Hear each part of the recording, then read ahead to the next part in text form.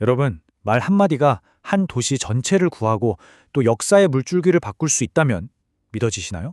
오늘은 바로 그 이야기, 단 하나의 연설이 어떻게 활활 타오르던 분노의 불길을 잠재웠는지 그 놀라운 힘의 비밀 속으로 한번 들어가 보려고 합니다. 말이라고 하면 그냥 입에서 나와서 공기 중으로 사라지는 소리, 그렇게 생각하기 쉽죠. 근데 정말 그게 달까요? 아니면 그 안에 세상을 움직이는 어떤 힘이 숨어 있는 걸까요? 바로 이 질문에서부터 오늘 이야기를 시작해 보겠습니다. 사실 역사적으로 보면 문화권마다 말을 보는 시선이 꽤 달랐어요. 예를 들어 한국의 유교 전통에서는 말보다는 글을 더 중요하게 생각해서 말은 좀 가볍다 이렇게 보는 분위기가 있었죠. 반면에 고대 그리스나 로마에서는요, 말이란 설득과 교육, 정치의 가장 핵심적인 도구, 그러니까 사회를 떠받치는 기둥 같은 거였습니다.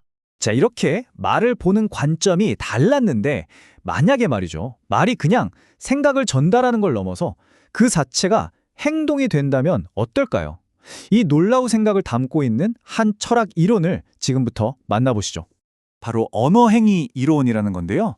철학자 J.L. 오스틴이 정말 우리 생각을 확 뒤집어 놓는 주장을 합니다. 뭐냐면 말이 그냥 현실을 묘사하고 끝나는 게 아니라는 거예요. 어떤 말들은요, 그 말을 하는 순간 하나의 행동이 되고 아예 새로운 현실을 만들어버린다는 거죠. 이게 어려운 얘기 같지만 사실 우리 일상에 이미 다 녹아 있어요. 생각해보세요. 나 약속할게 라고 말하는 그 순간, 이건 그냥 소리가 아니죠.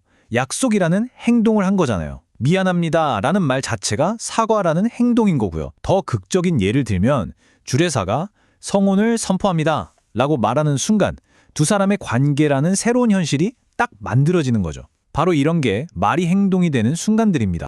근데 이게 그냥 책상 위에서나 하는 그런 철학 얘기가 절대 아닙니다. 자, 이제부터 이 이론이 미국 역사상 가장 아슬아슬했던 순간에 어떻게 현실이 됐는지 그 현장으로 직접 들어가 보겠습니다. 때는 1968년 4월 4일, 인권운동의 상징 마틴 루터킹 주니어 목사가 암살당합니다. 이 충격적인 소식이 미국 전역으로 퍼져나가던 그때 대통령 후보였던 로버트 F. 케네디는 인디애나폴리스에서 유세를 앞두고 있었어요. 근데 문제는 그가 연설해야 할 군중 대다수가 흑인이었고 아직 이 비극적인 소식을 듣지 못했다는 겁니다. 정말 언제 터질지 모르는 시한폭탄 같은 상황이었죠. 당연히 난리가 났죠. 경찰서장, 시장 할 것 없이 모두가 말렸습니다. 제발 연설 취소하세요. 너무 위험합니다. 당신 안전 보장 못합니다. 그런데 케네디의 대답은 딱 한마디였습니다. 갑니다.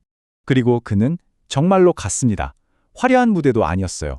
그냥 낡은 트럭 짐칸 위였죠. 거기서 역사를 바꾼 즉흥 연설이 시작됩니다.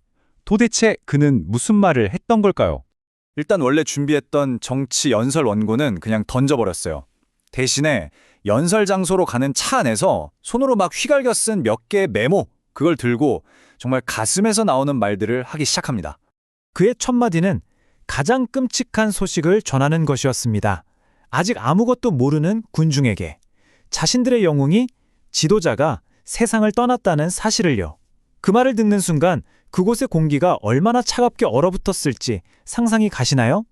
하지만 그는 그냥 슬픈 소식만 전하고 끝내지 않았어요. 여기서 정말 놀라운 일을 합니다. 지금껏 공개적으로는 거의 언급한 적 없던 자기 형 존 F. 케네디의 암살 얘기를 꺼낸 거예요. 저도 가족을 잃어봤습니다. 백인의 손에 의해서요. 라고 말이죠. 이건 그냥 위로가 아니었어요.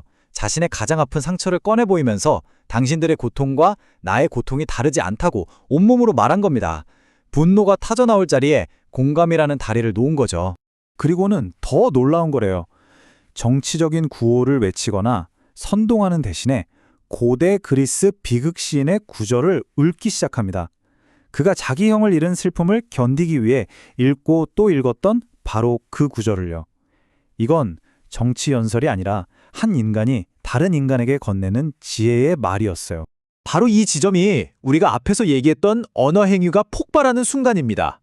그는 지금 감정에 호소하는 걸 넘어서 그의 말 자체가 하나의 행동이 되고 있어요.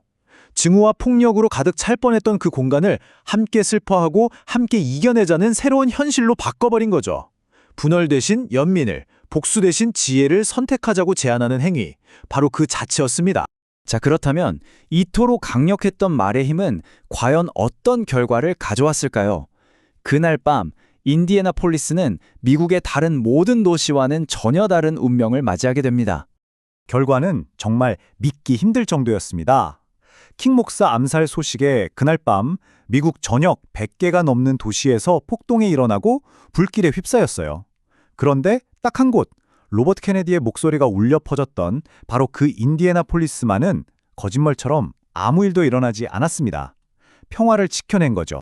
그런데 역사는 너무나도 비극적인 아이러니를 품고 있었어요. 그렇게 폭력에 맞서 화합을 외쳤던 그 자신도 이 연설을 하고 불과 2달 뒤에 암살자의 총에 쓰러지고 맙니다. 하지만 그의 삶이 비록 짧게 끝났을지언정 그가 남긴 유산은 결코 사라지지 않았습니다. 그날 밤 낡은 트럭 위에서 외쳤던 그의 말들은요, 한 도시를 구했을 뿐만 아니라 용기와 공감이 무엇을 해낼 수 있는지 보여주는 영원한 증거로 남게 된 거죠. 모든 인간은 평등하게 창조되었다는 제퍼슨의 선언, 국민을 위한 정부라는 링컨의 다짐, 나에게는 꿈이 있습니다 라는 킹 목사의 외침, 그리고 인간의 야만성을 길들이자는 케네디의 호소까지. 미국의 역사는 사실 법이나 제도로만 쓰인 게 아니에요. 바로 이렇게 세상을 움직인 강력한 말들로 쓰여진 역사이기도 합니다. 이 모든 이야기는 결국 우리에게 하나의 질문을 던집니다. 그날 밤 케네디가 보여줬던 그 힘이 과연 특별한 영웅에게만 주어진 능력일까요? 어쩌면 우리 모두의 말 속에 그 힘이 잠자고 있는 건 아닐까요? 오늘 여러분이 하는 말은 그냥 공기 속으로 흩어지는 소리가 될까요? 아니면 우리 주변의 작은 야만성이라도 잠재우는 따뜻한 행동이 될 수 있을까요? 그 선택은 바로 우리에게 달려 있습니다.